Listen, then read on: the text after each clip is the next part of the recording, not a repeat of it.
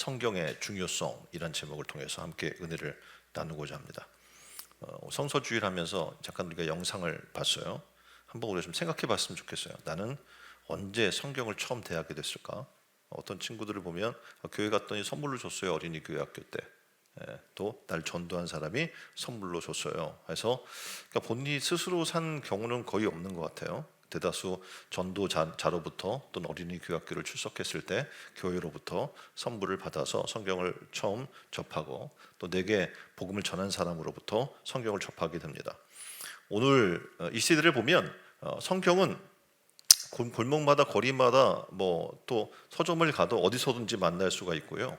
또 요즘은 어플리케이션이 잘 나와서 또 스마트폰으로도 우리 접할 수가 있는 정말 굉장히 흔한 그런 시대가 되었습니다. 근데 우리 나라 같은 경우에도 여러분이 보면 처음 선교사가 들어오기 전까지는 성경이라는 것을 알 수가 없었어요. 하나님의 말씀을 전혀 몰랐다는 이야기죠. 그래서 137년 세월이 흐른 지금 2022년 오늘날에는 넘쳐나는 것이 교회이고 또 기독교인이고 또 성경의 수많은 것들을 우리는 접할 수가 있지만 사실상 이 성경은 하나님께서 모세를 통해서 시내산에서 주신 십계명을 비롯한 율법과 계명과 법도와 율례로부터 선지자를 통해서 주신 말씀 그리고 예수 그리스도의 말씀과 생애를 다룬 복음서 바울과 베드로, 유다와 야고보, 요한 그들을 통해서 서신서 그리고 이런 계시록 하나님께서 앞으로 될 일들에 대해서 기록해 준 계시록 이런 말씀들을 포함하고 있습니다. 우리나라에 처음 이 성경이 들어온 것도 존 로스 선교사 지금 그림이 보는 것처럼 처음에 한국을 들어오기 위해서 한글 공부를 매진합니다. 그리고 서상윤이라는 사람을 통해서 도움을 받아서 1882년 한글로 된 최초의 복음서가 누가복음이 출간되게 됩니다. 그 후에 첫 세례자들이 이응찬, 이성아, 김진기, 백헌중 이런 사람들이 이제 처음 이제 어떻게 보면 세례를 받게 되죠. 그래서 그들을 통해서 1883년에 요한복음 그리고 사도행전, 1884년에 마태복음, 마가복음 이렇게 번역이 되는 거예요. 그래서 마침내 1887년 예수 선교 전서라고 하는 아까 존 로스라고 하는 사진에 옆에 보면 나와 있잖아요. 예수 선교 전서라는 이름의 신약 성경을 완역해서 간행하게 됩니다. 그래서 한글 신약 성경을 최초로 번역한 이는 중국 심양에서 선교 활동을 하던 바로 이 존 로스입니다. 당시에 3,000권을 만들어서 배포하게 됩니다.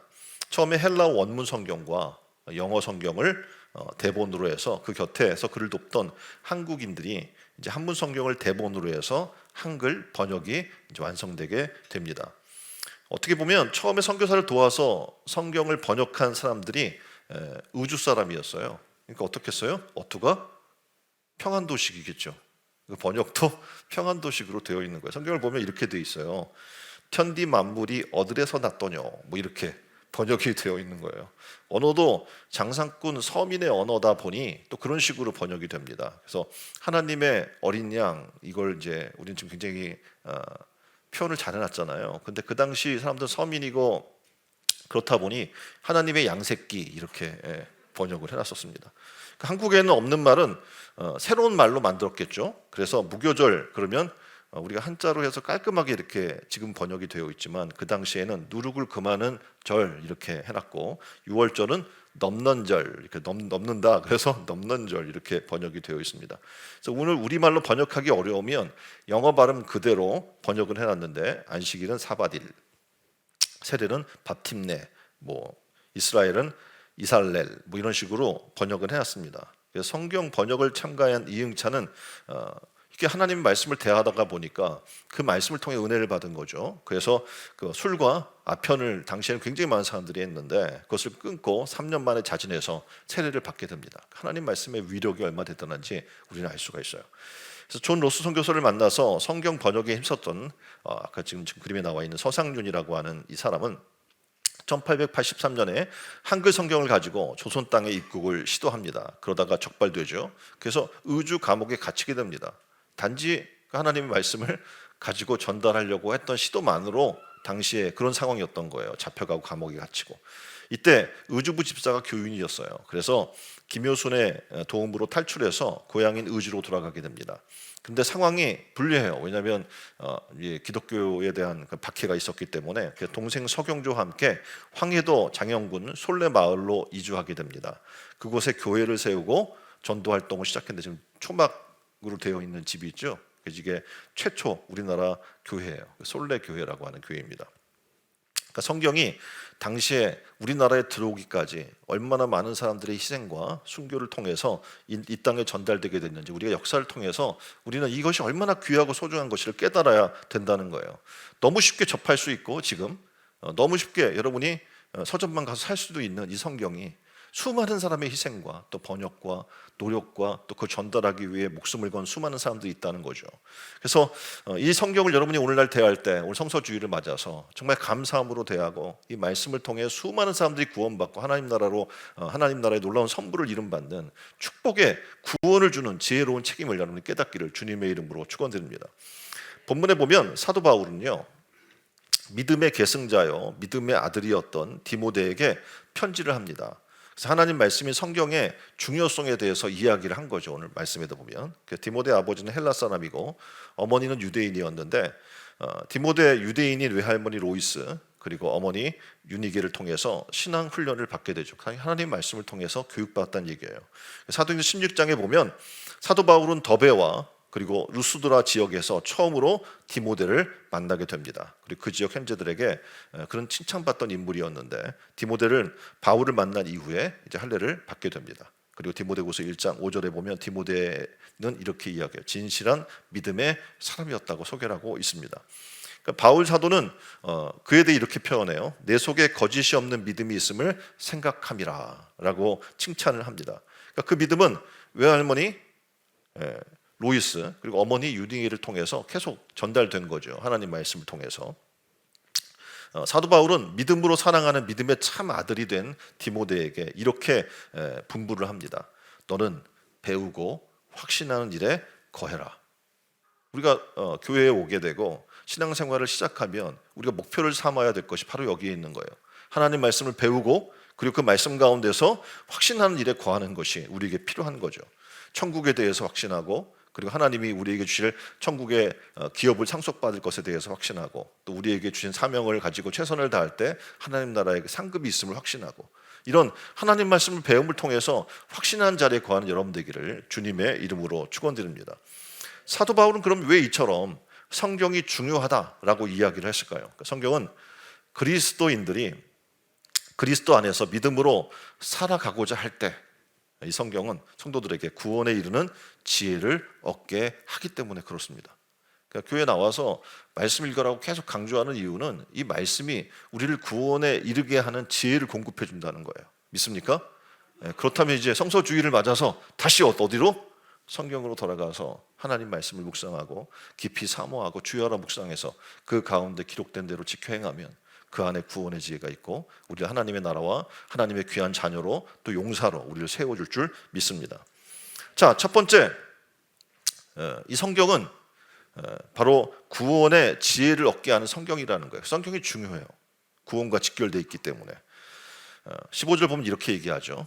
또 어려서부터 성경을 알았나니 성경은 능히 너로 하여금 그리스도 예수 안에 있는 믿음으로 말미암아 구원에 이르는 지혜가 있게 하느니라. 아멘.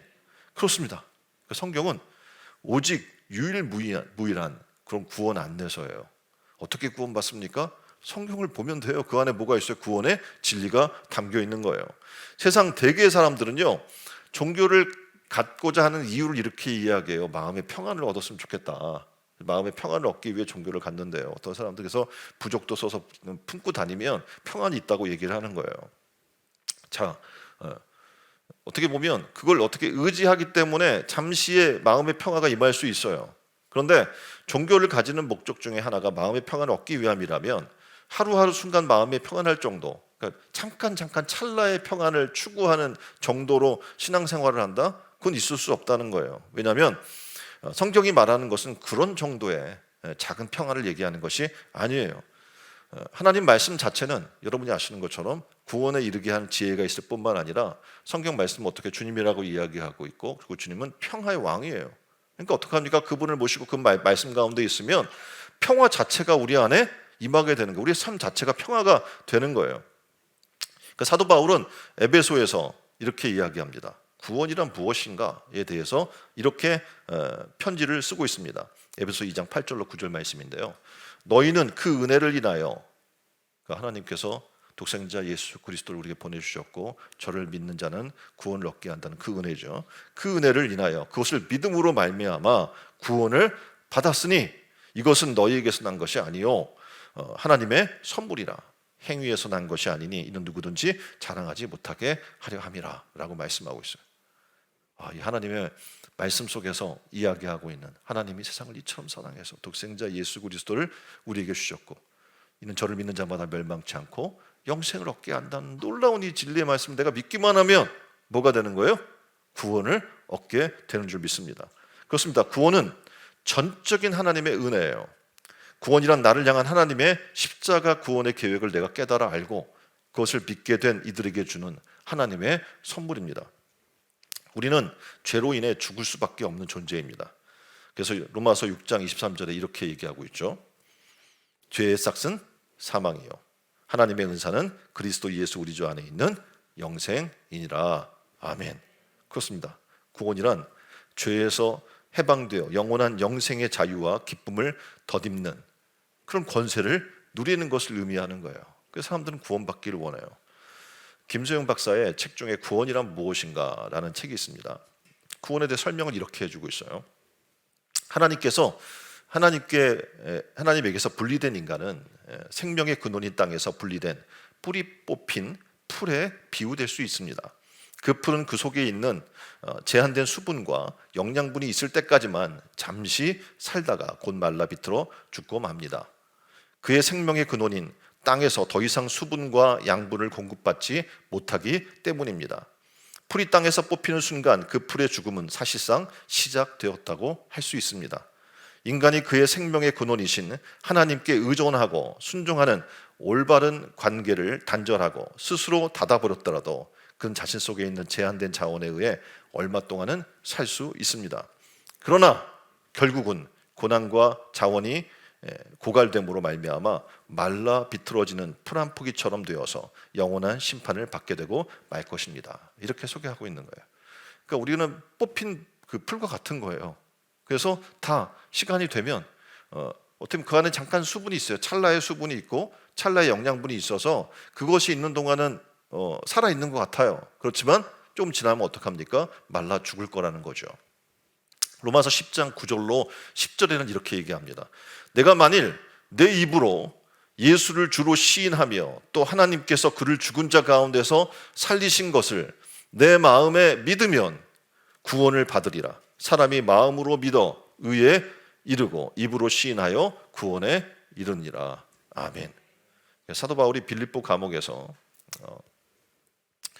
어떻게 보면 지진이라고 옥문이 열리고 옥토가 흔들리던 밤에 바울과 실라가 도망친 줄 생각하고 자결하던 간수에게 이렇게 말합니다. 주 예수를 믿어라. 그리하면 너와 내 집이 구원을 얻으리라. 아멘.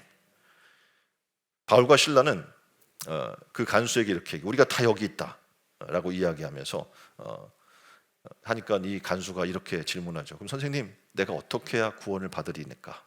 라고 말씀할 때 단 한 가지 간단하게 얘기해요. 주 예수를 믿으면 된다는 거예요. 이것이 어디 담겨 있습니까? 바로 하나님의 말씀에 담겨 있는 거예요. 이 말씀은 우리를 구원에 이르게 하는 지혜가 있게 하는 줄 믿습니다. 그래서 성경은 능히 구원에 이르게 하는 지혜로운 믿음을 얻게 하는 줄 믿습니다. 그래서 성경 말씀을 주야로 묵상하고 그 가운데 기록된 대로 사는 여러분 되기를 주님의 이름으로 축원드립니다. 자, 두 번째 성경의 중요성은 뭐냐면 하나님의 감동으로 됐다는 것이죠. 성경 뭐로 됐다고요? 하나님의 감동으로 된 거예요. 사람이 썼지만 하나님께서 그 사람을 통해서 어떻게 해요? 성경을 기록하셨다라고 얘기해 주고 있는 거예요. 사람들은 지금 어떻게 보면 원본이 남아있지 않잖아요. 성경이 막 계속 핍박과 박해에 의해서 불타고 막 이랬기 때문에 원본이 남아있지 않거든요. 그럼 다 사본에 의해서 전달된 거예요. 또는 구전이 다시 옮겨져서 기록이 된 겁니다. 그럼에도 불구하고 우리는 믿습니다. 이것이 하나님의 감동으로 된 것으로 라고 하는 이 말씀을 믿는 거죠. 그러니까 성경은 사람의 생각이나 주장을 기록하는 것이 아니라 하나님의 감동으로 된 하나님의 말씀인 줄 믿으시길 바랍니다. 인간의 지혜로 쓴 지혜책이 아니에요. 내가 살아보니까 이렇더라라는 게 아니에요. 그런 수준이나 그런 수준의 글이나 시나 교훈집이 아니란 말입니다. 그러니까 신약 성경 66권의 모든 성경은 오직 하나님의 감동으로 기록된 하나님의 말씀입니다. 믿습니까? 예, 성경은 어느 시대, 어느 장소에서 그 어느 누구에게나 똑같이 동일하게 성령의 감동을 전하는 하나님의 감동에 의해 기록된 말씀인 줄 믿으시기를 주님의 이름으로 축원드립니다. 그래서 이 사람의 감동으로 사람을 바르게 한다는 것은 정말 불가능한 일이겠죠. 예, 그런데 마켓 3.0 시대라고 우리가 이야기를 해요. 그러니까 상업적 또는 이 마케터들의 이야기 중에 3.0 버전으로 이제 우리가 시대를 살게 됐는데 뭐라고 이야기하냐면 진정성으로 고객의 영혼을 감동시키라고 모토를 그들은 내세우고 있습니다. 다시 말하면 상품 하나를 팔려고 해도 사람을 감동시키지 않으면 팔기 쉽지 않다라고 이야기를 하고 있는 거예요. 근데 그만큼 사람을 감동시킨다는 것은 쉽지 않죠. 왜냐하면 이 시대 자체가 삐뚤어지고 어긋난 세상 속에서 또 타락해서 하나님을 떠난 타락한 우리 영혼들이 살아나가는 이 시대이기 때문에 바르게 산다? 이건 굉장히 어려운 일인 겁니다. 자녀도 부모님의 마음은 항상 바르게 양육하고 싶어요. 그렇죠? 바르게 자라라, 바르게 살아라 라고 이야기하고 교회 와도 계속 발음을 강조합니다. 근데 정말 힘든 거예요. 왜냐하면 아무리 부모가 공부하라고 강조하고 좋은 학원을 보내주고 교육시킨다고 해도 자녀는 고마워하지 않습니다. 오직 하나님의 감동으로 기록된 성경을 통해서만 우리는 교훈하시고 책망해 주시고 바르게 어떻게 보면 의로 교육해 주시는 하나님의 은혜를 만나게 되는 줄 믿습니다. 그래서 이 성령의 감동만이, 성경의 감동만이 어떻게 해요? 우리의 삶을 바꿀 수 있는 줄 믿으시길 바랍니다. 그래서 하나님 말씀은 하나님의 감동으로 된 것으로 우리의 심령을 감동시켜요. 그래서 감동된 신앙의 삶을 살게 만들어주는 건 성경밖에 없는 거예요. 아무리 우리가 말로 설득하려고 해도 되지 않아요. 그래서 여러분은 어떻게 합니까? 하나님 말씀을 대하십시오. 그래서 하나님 말씀으로 감동받는 사람들이 먼저 돼야 돼요. 그래야 어떻게 합니까? 복음의 증인으로 서게 될 줄 믿습니다. 자, 세 번째, 성경의 중요성은 사람을 바르게 합니다. 아까도 조금 전에 말씀드렸잖아요. 16절의 말씀, 모든 성경은 하나님의 감동으로 된 것으로 교훈과 책망과 바르게 함과 의로 교육하기에 유익하다 말씀을 드렸습니다. 그러니까 하나님의 말씀 안에서 자녀를 아까도 이야기한 것처럼 부모가 바르게 양육시키고 싶어요. 근데 쉽지 않습니다. 그래서 부모는 자기가 살아온 삶의 모습들을 가지고 야, 이렇게 살아야 돼, 내가 살아보니까 이래, 경험을 기준으로 자녀들에게 이야기를 하려고 해요. 그래도 어떡합니까? 되지 않아요. 좋은 학원을 보내려고 해요. 좋은 학교를 보내려고 해요. 좋은 스승을 붙여주고 싶어요. 왜냐하면 바르게 키우고 싶어서. 하지만 좋은 스승을 찾기 쉽지 않아요, 이 땅에서. 그리고 부모 스스로도 바르게 자녀를 양육할 수 있는 능력이 있지 않습니다. 그럼 바르게 양육할 수 있는 건 어디에 있는 거예요? 바로 하나님 말씀밖에 없는 거예요. 우리 스스로가 먼저 하나님 말씀을 대하고 내 생각이, 내 마음이, 나의 목표가 올바로 정해져야 돼요. 그래 어떡합니까? 그 성경 말씀을 또 자녀에게 우리가 보여주고 또 가르쳐 줄 때 어떡합니까? 자녀가 성경 말씀을 통해 바르게 살아나가게 될 줄 믿습니다. 어떻게 보면 성경을 이야기할 때 옛날에는 막대기에 금을 그어서 길이를 잽니다. 그러니까 어떤 기준을 정하기 위해서죠. 그래서 그 자를 뭐라고 얘기하냐면 캐논이라고 이야기를 합니다. 그러니까 성경을 캐논이라고 이야기해요. 그게 뭐냐면 바른 기준이란 이야기죠. 그래서 교훈을 어떻게 보면 영어 성경에 보면 teaching이라고 이야기하죠. 가르치는 것이라고 이야기를 합니다. 그래서 타락하고 악한 세상에 살아나가는 우리에게 선과 악, 의와 불의, 참과 거짓 이것을 분별할 지혜를 주고 선과 의와 진실을 추구하게 하는 성령의 능력을 공급해 주는 것, 이게 뭡니까? 바로 하나님 말씀이에요. 하나님 말씀을 내가 주야로 묵상하고 그 가운데 있다 보면 하나님의 성령이 오셔서 어떻게 우리를 감동시켜주고 그것이 무엇인지를 깨닫게 해주시고 이해시켜주는 게 누구의 역할이에요? 바로 성령의 역할이에요. 근데 그것은 하나님 말씀을 내가 가까이 하고자 할 때 가능해지는 일입니다. 부모가, 교사가 아무리 자신이 배운 기준을 가지고 설명하려고 하더라도 그것은 바른 기준이 될 수가 없어요. 보면 신학도 그래요. 그 사람 그 교수가 어디 신학교에서 공부해 왔느냐에 따라서 벌써 컬러가 다 정해졌어요. 그럼 그 사람은 그 컬러밖에 가리킬 수가 없어요. 그러니까 바른 기준이라고 할 수 없는 거죠. 그렇죠? 그러니까 자기가 배운 것 중심에서만 하는 거예요. 또한 성경은 우리에게 많은 가르침을 주는 교훈을 줍니다. 뿐만 아니라 이 말씀 안에는 뭐가 담겨 있냐면 책망 그리고 교훈의 말씀이 담겨 있는 거예요. 그러니까 책망은 쉽지 않아요. 아무리 좋은 은사가 책망한다고 해도 그것을 받아들일 사람 많지 않기 때문에 그래요. 사람은 책망을 싫어요. 누가 나를 가르치는 것을 싫어해요. 그 사람들이 대다수 뭔가 누가 나를 가르치려고 하면 뭐라고 얘기하냐면 설교하지 말라고 그래요. 그러니까 누가 나에게 가르치는 게 싫다는 거죠. 그런데 하나님의 말씀은 어떡합니까? 그 말씀 안에 바르게 함과 의로 교육할 뿐만 아니라 책망으로 또는 교훈으로 우리를 갖다가 바꿔주려고 하는 능력이 그 안에 담겨 있다는 겁니다. 책망의 목적은 뭐겠습니까? 혼내주고 미우니까 두들겨 패주기 위한 게 아니겠죠. 책망의 목적은 회개하고 뉘우치고 돌이켜서 하나님의 자녀가 되는 그리고 새 사람이 되는 길로 살게 하는 목적이 있는 겁니다. 그래서 하나님 말씀은 우리를 안 되게 하거나 혼내게 하거나 우리를 낭망시키고 좌절시키기 위한 것이 아니라 우리를 어떻게 합니까? 회개해서 바른 길로 또 하나님의 의로운 길로 천국의 백성으로 우리를 세워주기 위한 것이라는 거죠. 그래서 우리가 이 목적을 안다면 성경의 목적을 안다면 성경에서 우리를 책망할 때 우리는 회개하고 돌이켜서 새 사람이 되는 길을 만나게 될 줄 믿습니다. 사무엘상에 보면 1장 3장에 보면 사사기 말기에 엘리 제사장이 등장을 해요. 근데 두 아들이 있어요. 홈리와 비나스인데 이 아들이 하나님 말씀을 계속 어겨요. 그러니까 불법적으로 자꾸 삶을 살아나가는 거예요. 그러면 이 엘리가 어떻게 해야 됩니까? 하나님 말씀 가지고 책망해야 되거든요. 야, 어찌하여 너희가 이런 악을 행하느냐? 하나님 말씀을 범하느냐? 라고 책망해 줘야 되는데 이 아버지가 마음이 약해. 그래서 책망을 못한 거예요. 그랬더니 어떡합니까? 이 두 아들이 망나니가 돼버려요. 그래서 아버지 엘리 제사장의 대를 잊지 못하고 또 이 엘리도 어떻게 해요? 의자에서 넘어져서 목이 부러지는 그런 죽음을 맞게 됩니다. 하나님 말씀은 굉장히 소중한 거죠. 왜냐하면 말씀이 있어야 올바른 책망이 되고 교훈이 돼서 우리의 삶을 바르게 할 수 있기 때문에 그렇습니다. 이것은 어려서부터 굉장히 중요한 거예요. 어려서부터 하나님 말씀으로 양육한다는 것은 우리를 바르게 세워나간다는 거죠. 때를 놓치면 굉장히 쉽지 않습니다. 그래서 어려서부터라는 이 말씀 디모데도 어려서부터 성경을 알고 배우고 따르고 순종했다고 성경이 기록하고 있고요. 사무엘도 어떡합니까? 그랬어요. 어려서부터 하나님 말씀 가운데 있었어요. 오늘날도 마찬가지입니다. 교회 안팎에 크고 작은 사건들을 통해서 하나님이 계속해서 우리에게 메시지를 전해줘요. 그런데 수많은 사람들이 깨닫지 못해요. 그냥 단지 내가 먹고 살기 어렵고 환경의 어려움과만 이야기하고 빨리 이것을 회복시켜서 내 삶을 편안하게만 해달라고 이야기해요. 왜 하나님이 이런 우리에게 책망을 하고 훈계를 하고 이런 교훈을 주시는지를 깨달으려고 하는 사람이 없는 거예요.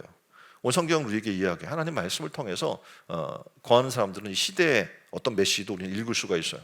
하나님이 우리를 회개하라 하시는구나, 돌이키라 하시는구나, 우리를 깨닫고 하나님께 돌아오라고 하시는구나 라는 것을 깨닫는 사람들이 필요하다는 거예요. 그리고 그런 사람들 통해서 복음이 전달되고 또 수많은 영혼들이 회개하고 주께 돌아오는 일들이 신촌 은혜로운 교회 성도님들을 통해서 일어나기를 주님의 이름으로 축원드립니다. 서울 광화문에 가면 종로 방향으로 옆에 길게 눕힌 돌비가 이렇게 있어요. 이렇게 보신 적 있죠? 거기 뭐라고 써 있냐면 사람은 책을 만들고 책은 사람을 만든다. 서점, 큰 대형 서점이 있으니까 당연히 하나님 우리가 크리스찬이 어떻게 보면 교회 안에 있으면 하나님 말씀 가까이 하라고 강조하는 것처럼 여기는 책을 가까이 하라고 얘기하는 거겠죠. 세상에 좋은 책 양서는 인간을 유익하게 한다는 사실은 너무나 잘 알고 있습니다. 하나님의 말씀이 우리를 죄에서 악에서 거듭나게 한다는 것은 이건 뭐 정확한 진리잖아요. 그렇다면 어떡합니까? 여러분이 하나님 말씀을 가까이 해야 되고 여러분의 자녀가 하나님 말씀을 가까이 하게 해야 해요. 그래야 어떡합니까? 죄에서 우리가 악에서 구원받게 되는 줄 믿습니다. 우리를 새롭게 하고 거듭나게 하고 변화되게 하고 영원한 새로운 진리 가운데 거하고 전인격의 변화를 덧입고 살아나가게 하는 것은 바로 하나님의 말씀에 있는 줄 믿으시길 바랍니다. 자, 네 번째, 성경의 중요성. 의로 교육하기에 유익하다. 모든 성경은 하나님의 감동으로 된 것으로 교훈과 책망과 바르게 함과 의로 교육하기에 유익하니. 자, 우리 스스로 의로워질 수 있는 사람 있을까요? 착하게 내가 살려고 노력해요. 그럼 의로워져요? 착하게 내가 살려고 노력한다고 착해져요? 그렇지 않아요. 한순간에 무너져요. 우리는 아무리 돌을 닦아도 한순간에 무너집니다. 그래서 우리를 의롭게 하는 길을 열어놓으시려고 하나님은 인간의 몸을 입고 이 땅에 아들 예수 그리스도를 보내신 겁니다. 그리고 이 성탄절은 어떻게 합니까? 하나님의 의가 이 땅에 이루어지는 시작으로 독생자 예수 그리스도를 보내심을 우리가 기념하는 때인 거죠.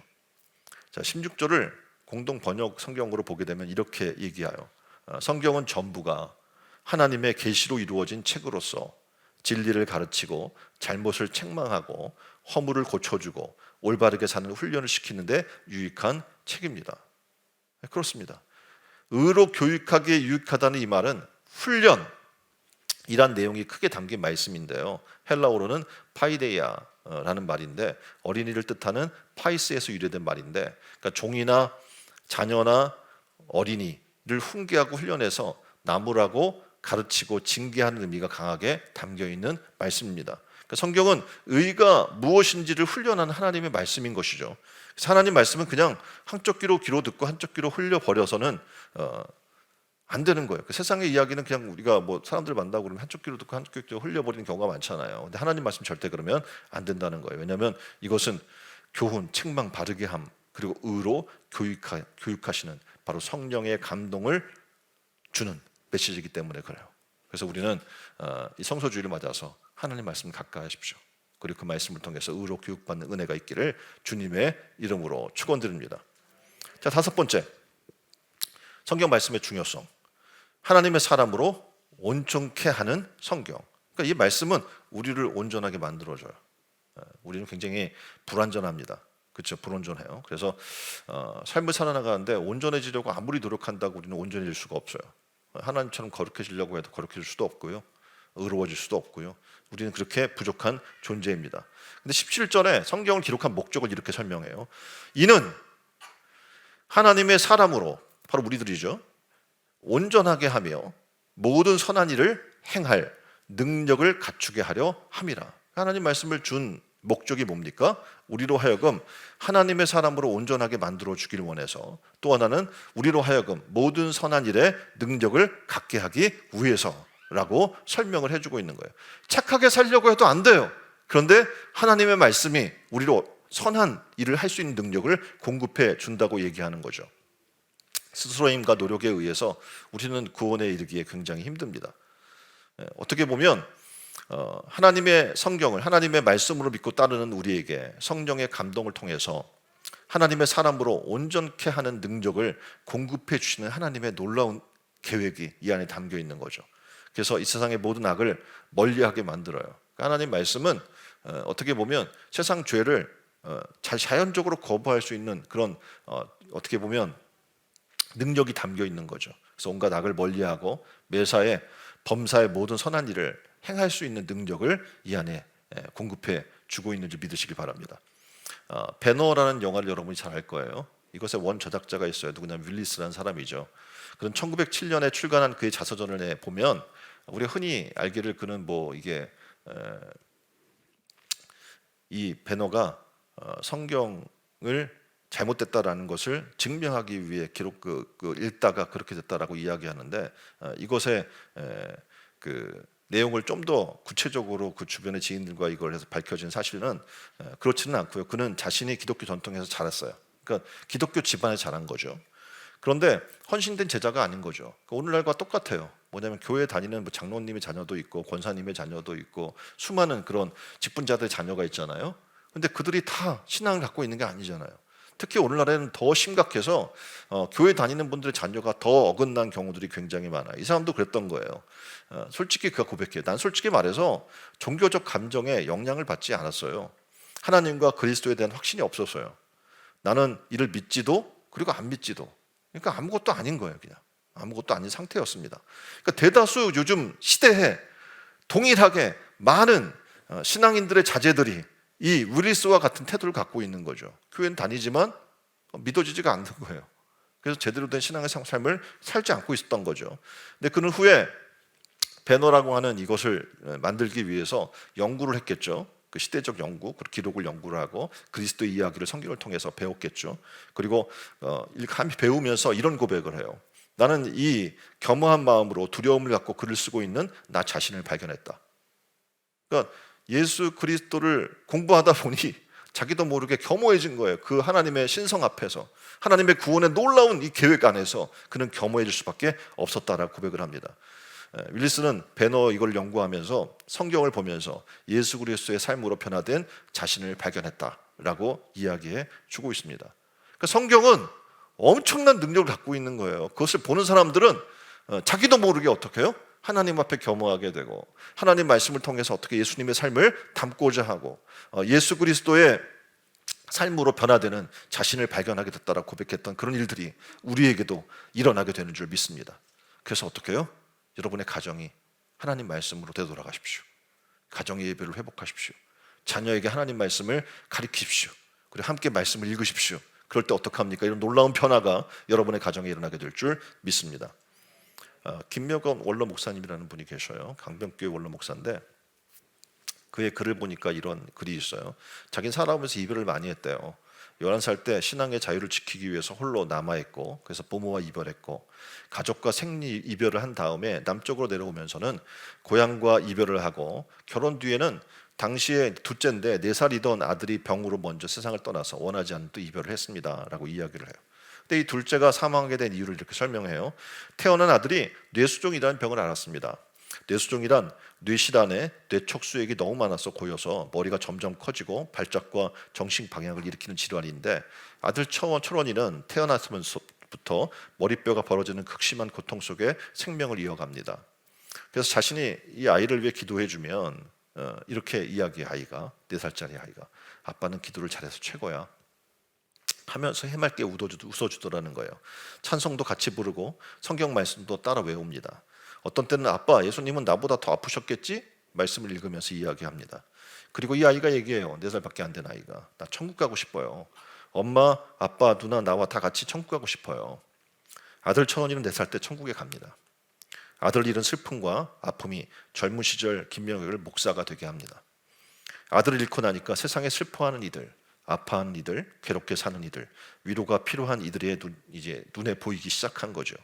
천국을 사모하는 믿음도 갖게 되었습니다.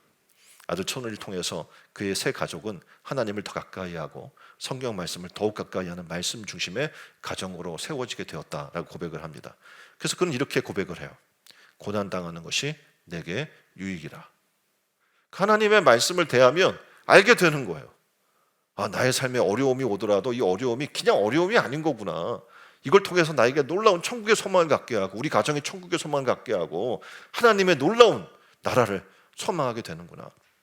그래서 고난당하는 것이 내게 유익이다 라고 믿음의 선진들이 얘기했던 고백을 같이 하게 되는 거죠. 그는 마지막에 이런 고백을 해요. 이런 슬픔과 고통이 없었다면 이만한 삶도 난 살지 못했을 거예요. 하나님의 말씀인 성경은 우리 각 사람을 믿음의 사람, 신앙의 사람, 그리고 온전하게 세워지게 하는 사람으로 만드는 힘이고 원동력인 줄 믿습니다. 그래서 우리는 이 성서주일에 하나님의 성경으로 다시 돌아갑시다. 말씀을 좀 한번 좀 심도 있게 한번 읽어봅시다. 오늘도 지금 성경 필사라고 요한복음을 이렇게 써서 냈잖아요. 또 우리가 예전에는 뭐 신약, 구약 이렇게 했고 성경 통독도 하고 했는데 이제 점점 시간이 없고 바빠지는 우리의 삶 속에서 요한복음이라도 하자 해서 이것도 한 사람이 하는 것도 아니고 기관에서 나눠서 몇 장씩 이렇게 나눠서 하는 거예요. 이제 우리가 좀 깊이 들어갔으면 좋겠어요. 하나님 말씀으로. 그래서 이 성서주의를 맞아서 다시 하나님 말씀으로 돌아가서 하나님의 감동 가운데 거하고 의로 교육받고 구원의 지혜를 얻어 하나님의 사랑으로 온전케 되는 은혜가 있기를 주님의 이름으로 축원드립니다. 제 시간 한번 기도했으면 좋겠어요. 하나님, 그렇습니다. 하나님의 구원의 은혜로 지금 우리가 여기까지 왔는데 말씀도 읽지 않고 하나님을 우리가 이야기하고 하나님이 우리가 이 말씀 속에 구원에 이르게 하는 지혜가 있는데 말씀도 우리가 읽지 않고 구원을 어떻게 받는 거야 따지고 있는 우리의 모습을 봅니다. 하나님, 우리가 말씀으로 돌아가길 원합니다. 성경 66권의 이 말씀의 진리를 깨닫기를 원합니다.